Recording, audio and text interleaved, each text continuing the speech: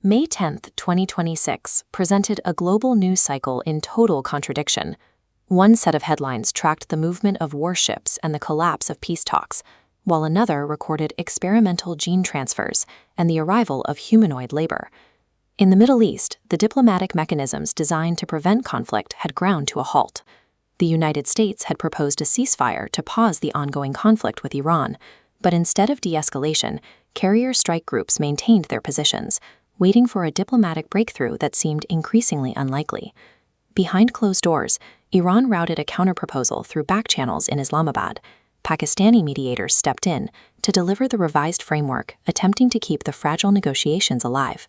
That effort collapsed almost immediately. President Donald Trump publicly dismissed the Iranian terms, branding the response as, quote, totally unacceptable.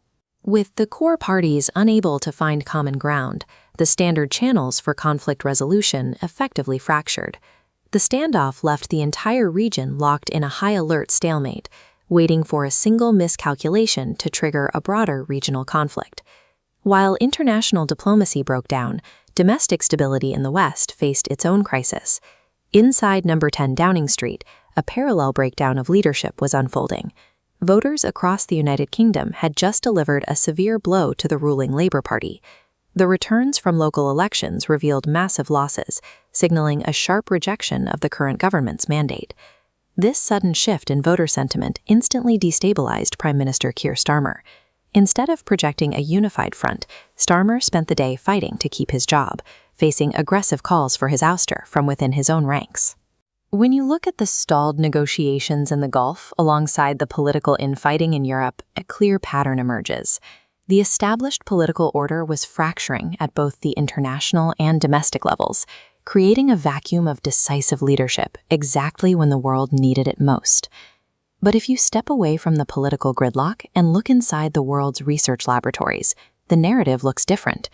While governments stalled, engineering and science teams were making leaps that redefined human capability. Take the global anxiety around artificial intelligence eliminating jobs. New data published that day showed a different reality: task evolution. As this chart illustrates, manual execution tasks are shrinking over time. But simultaneously, a new category of AI oversight and management roles expands to fill the void. AI is reshaping human roles rather than eliminating them, and this adaptation was moving rapidly from software into the physical world.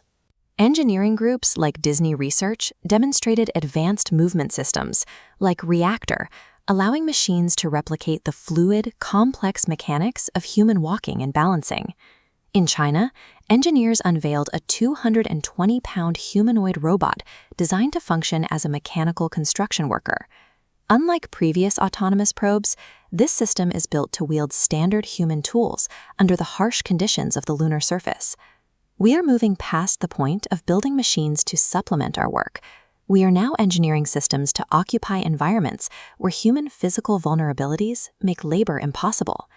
That effort to bypass biological limits extended to the microscopic level. In the biological sciences, researchers successfully transferred a longevity gene into animal models, physically splicing a targeted gene sequence into living DNA. By isolating the specific genetic mechanics that dictate how cells age, this process proved capable of extending the subject's overall lifespan. It provides a direct, experimental pathway toward treatments designed to extend the human biological clock. As biologists worked on extending our time on Earth, astrophysicists were mapping our immediate cosmic neighborhood. NASA and the U.S. Space Force partnered to investigate Earth's ring current, mapping the radiation and magnetic fields shielding our orbital infrastructure. Reaching further, the European Space Agency and JAXA formalized an agreement to launch a probe directly into the path of the Apophis asteroid. To survive missions with these kinds of physical tolerances, scientists revealed an ultra-stainless steel with resilience properties so extreme they openly admitted its structure could not be fully explained by current material science. This reveals a world operating at two distinct speeds. On the ground, the political landscape is defined by the same territorial disputes of the last century. Meanwhile, in the lab, we are finding ways to engineer life and materials to withstand environments where human biology alone cannot survive.